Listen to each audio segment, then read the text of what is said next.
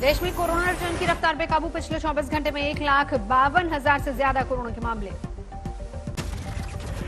देश में पिछले 24 घंटे में कोरोना से 839 लोगों की जान गई। देश में पिछले 24 घंटे में 90,584 लोगों ने कोरोना से जीती जंग। बीमारी के बाद हुए स्वस्थ। देश में अभी भी 11,08,087 कोरोना के पॉजिटिव मामले।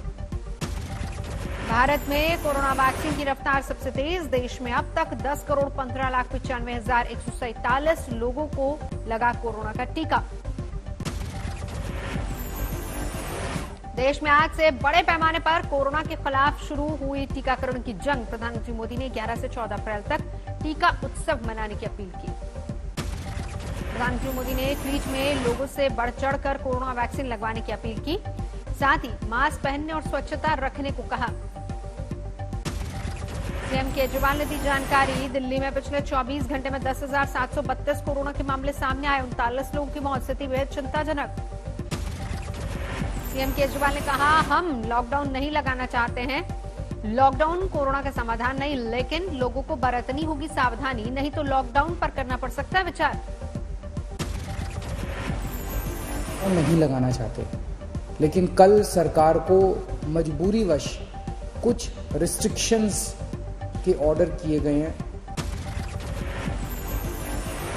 कोरोना की रोकथाम के लिए दिल्ली सरकार ने लोगों से अपील की, जरूरी होने पर ही घर से बाहर निकले, मास्क जरूरी लगाएं। सीएम केजरीवाल ने की अपील, अस्पताल तभी जाएं जब अस्पताल की जरूरत हो, नहीं तो घर में खुद को करें आइसोलेट। गंभीर रूप से बीमार मरीजों के लिए सुरक्षित रखें बेड। सीएम केजरीवाल ने कहा, कोरोना से जंग के लिए बढ़ानी होगी वैक्सीन की रफ्तार। 24 घंटे में कोरोना फैलने की रफ्तार से वैक्सीनेशन की रफ्तार करनी होगी ज्यादा। सीएम केजरीवाल ने कहा, अस्पतालों में बेड की स्थिति जानने के लिए कोरोना पीड़ित पुराने ऐप से ले जानकारी। सीएम केजरीवाल ने कहा, वैक्सीनेशन जरूर करवाएं। वैक्सीनेशन की दोनों डोज के बाद भी कोरोना हो सकता है, लेकिन वो गंभीर नहीं होगा। दिल्ली में कोरोना के बढ़ते मामलों के बाद बढ़ी सख्ती। 30 अप्रैल तक नई पाबंदियां। दिल्ली में शादी समारोह पर सख्ती, सिर्फ 50 मेहमानों को इजाजत। दिल्ली में अंतिम संस्कार में भी भीड़ जुटने पर रोक, सिर्फ 20 लोगों के शरीक होने की इजाजत। दिल्ली में अधिक क्षमता के साथ चलेगी मेट्रो। बसों में भी 50% पैसेंजर्स को इजाजत। राजधानी में 50% सिटिंग कैपेसिटी के साथ चलेंगे रेस्टोरेंट और बार। सिनेमा घरों में भी आधी सीटें खाली रहेंगी। महाराष्ट्र में लग सकता है 8 दिन का संपूर्ण लॉकडाउन। सर्वदलीय बैठक में सीएम उद्धव ठाकरे बोले, कोई और विकल्प ही नहीं। आज महाराष्ट्र में टास्क फोर्स की बैठक। लॉकडाउन के फैसले पर लग सकती है मुहर। फडणवीस और एमएनएस ने किया लॉकडाउन का विरोध। सर्वदलीय बैठक में कहा, ये लोगों की होगी परेशानी। महाराष्ट्र में कोरोना के 55,000 से ज्यादा नए केस। 309 लोगों ने महामारी से गंवाई जान। मुंबई में कम नहीं हो रही है कोरोना की रफ्तार। 9,327 नए मामले। यूपी सरकार का नया आदेश, धार्मिक स्थलों में एक बार में सिर्फ 5 श्रद्धालुओं को ही मिलेगी एंट्री। कोविड कमांड सेंटर पहुंचे सीएम योगी। राज्य में कोरोना के हालात का लिया जायजा। लखनऊ में कोरोना प्रोटोकॉल न मानने वालों पर एक्शन। 12 प्रतिष्ठानों पर कार्रवाई। काटे गए 3,785 चालान। गुजरात में एक दिन में 5,000 से ज्यादा कोरोना के मामले। 49 लोगों की मौत। अहमदाबाद में सबसे ज्यादा केस। राजस्थान में लॉकडाउन पर सियासत गरमाई। बीजेपी नेता गुलाबचंद कटारिया ने उदयपुर के साथ भेदभाव का लगाया आरोप। कर्नाटक में कोरोना के करीब 7,000 नए मामले। 36 लोगों की मौत। रांची में कोरोना विस्फोट। एक दिन में 904 नए केस सामने आने से हड़कंप। कोरोना के बढ़ते केस के बाद जम्मू यूनिवर्सिटी बंद। 15 अप्रैल तक परीक्षाएं रद्द। केंद्रीय मंत्री अश्विनी चौबे के सुरक्षाकर्मी कोरोना पॉजिटिव। क्वारंटीन हुए अश्विनी चौबे।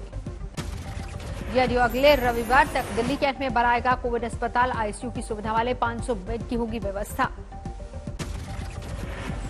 नासिक में लोगों ने सरकार के खिलाफ किया प्रदर्शन। ऑक्सीजन सिलेंडर, अस्पतालों में बेड और दवाओं की कमी का उठाया मुद्दा। दिल्ली में फिर पुलिस ने शुरू किया कोरोना के खिलाफ जागरूकता अभियान। पार्कों में माइक पर सावधानी बरतने के संदेश देते नजर आए पुलिसकर्मी।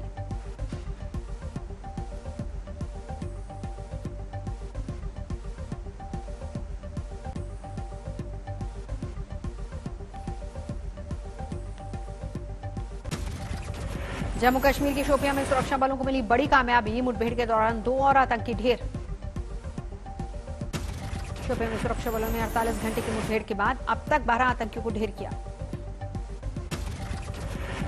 अनंतनाग के बिजबेहरा इलाके में भी आतंकियों से सुरक्षा बल की मुठभेड़ जारी, खुफिया सूचना के बाद की गई आतंकियों की घेराबंदी। बिजबेहरा में कल आतंकी मुठभेड़ के दौरान सेना का एक जवान हुआ शहीद। कश्मीर में पिछले 48 घंटे में सुरक्षा बल के आतंकियों से 4 जगहों पर हुई मुठभेड़, अब तक कुल 12 आतंकी ढेर।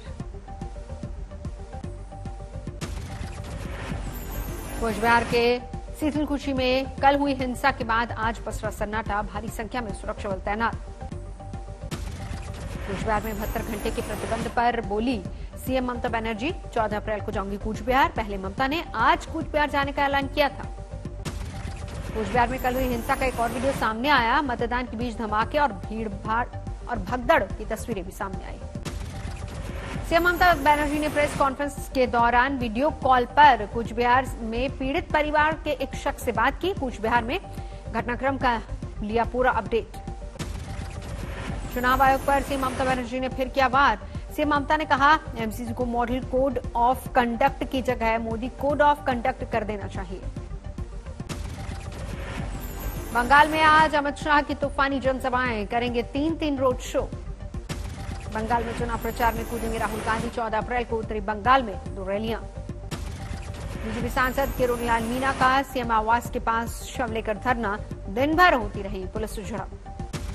केंद्रीय मंत्री रामदास आठवले का सनसनीखेज दावा, कहा जब तक देवेंद्र फडणवीस चाहेंगे तब तक चलेगी महाराष्ट्र सरकार। वाराणसी ज्ञानव्यापी मस्जिद मामले में मंदिरवादी को मिली जान से मारने की धमकी, पुलिस ने की शिकायत। मुंबई में एंटीलिया के बाहर मिले विस्फोटक से जुड़े केस में एनआईए ने एक और एपीआई रियाज काजी को किया गिरफ्तार। सचिनबाजी का करीबी बताया जा रहा रियाज। किशनगंज थानेदार अश्विनी कुमार के परिवार को लगा दोहरा सदमा। अश्विनी कुमार की हत्या के बाद उनकी मां का भी निधन, एक साथ मां बेटे का अंतिम संस्कार। पश्चिम बंगाल के पंजपाड़ा में अपराधियों को गिरफ्तार करने पहुंचे किशनगंज के थाना प्रभारी अश्विनी की अपराधियों ने कर दी थी हत्या, एक आरोपी को किया गया गिरफ्तार।